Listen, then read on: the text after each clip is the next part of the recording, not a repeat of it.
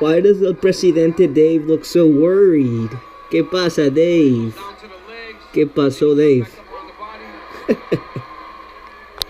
What's up, MMA gang? Joel here with Primo's MMA, reacting to the controversial Paddy the Baddy versus Jared Gordon fight last night. Let's share the screen here and let's look at the official judges' scorecards. Okay, here we go. We got Doug Crosby. He scored it.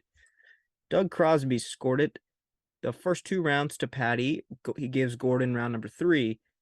Chris Lee scores it 10-9. Gordon wins the first round, and the last two rounds to Paddy. That's I don't know how you give the third round to Paddy, but there you go. There's that. And then we have Ron McCarthy, who gives the first two rounds to Paddy and the third round to Gordon, which is, I agree with that. I think Gordon definitely would win the third round because he just controlled him for most of the time, and he also did get a takedown there, but not a lot of action. First two rounds were close. Gordon landed some good shots. He did get that left hook in there a couple times, made some big pop with those punches, but nonetheless, close fight and still very controversial. And the word robbery is going to be behind this one for a long time. But let's look at the official strikes. Here we have Paddy has 97 total strikes to Gordon's 100. The significant strikes are on Paddy's side with 63 to Gordon's 58. Paddy 0 of 3 on takedowns. Gordon secured 3 takedowns throughout the fight. So there's that. Anyhow, in response to all this, Paddy had this to say. There you have it. S me a ho. Paddy responding to critics saying he lost to Jared Gordon. And look at some of these comments by some of the fans. Paddy got exposed last night in my mind. Judges gave him the win. I'll move on. He's not going to be able to break into the top 10 if he can't dominate guys like that. There's some truth to that comment. I do agree. He's not ready for the top 10. Judging by last night, he's 27. He'll be 28 soon. Paddy, he can still get better. He's lost a lot of fans. Well, I see that as well. I mean, some people were not happy with the Ariel Helwani drama that was unnecessary earlier this week.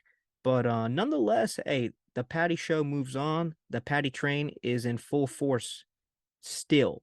He was very lucky last night, talked a big game all week, and in all honesty, didn't really deliver. Yeah, I might agree with that as well. He didn't get the finish that we were all hoping that he would be able to get. But nonetheless, let's look at the top 15. Where do I want to hear in the comments, how do we match for Paddy now? Who does Paddy fight next? I mean, he's got to be 1 or 2 fights away from a ranked fight at the most. As popular as he is, we want to see him fighting the best of the best, correct?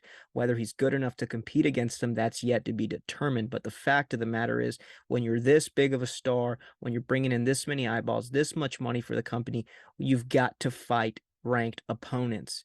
Now, I think he's 4-0 in the UFC. Where do we put him now? Tony Ferguson?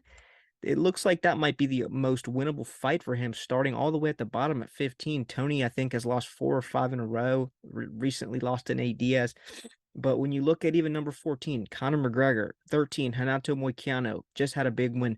Damir Ismagulov, number 11, Dan Hooker, number 10, Jalen Turner. And we won't even get into the top 10 because everybody knows 155 is full of killers. Yeah, it's a tough division for him to be in, and you could argue that he may be already the biggest star, minus Conor McGregor, of course. Well, you got Charles, you got Poirier, you got Gaethje at the top, a lot of big stars, but he's up there in general as one of the biggest stars in the UFC, super marketable in Europe and England and in the US. People love the baddie. I'm a fan of the baddie. Did I think he lost last night? Initially, yes, I thought it was a robbery, but rewatching the tape, I can see why they gave him the decision. Not just because he's a big star, which he is, but also the first 2 rounds were very close. And in round 3, nothing happened per se. There was no damage dished out.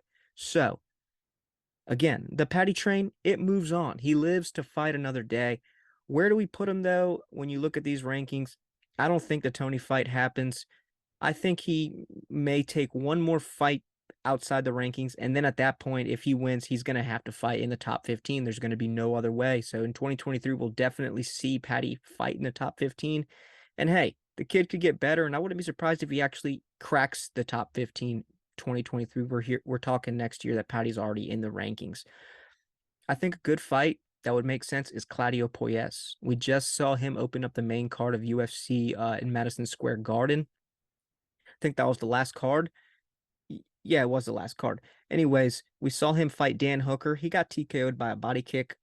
He threatened in the first round with that knee bar. Look, that guy's was on a 5-fight win streak. He's a fringe top 15 guy. He's like right there in the top 20. He would be a good matchup for Paddy. Paddy would have the advantage in the striking. The submission skills might favor Claudio, although Paddy's very good and strong on the ground in the grappling department as well. But I think that's a fight that makes sense. That would be another step up in competition for the baddie. So, I mean, again, very controversial, but he's a superstar. So the show moves on. Everybody, if you're still watching, leave a like, leave a comment, subscribe, and let me know who you think Paddy should fight next. All right, this is Joel giving you a reaction to UFC 282 Paddy versus Gordon. I'm out. Peace.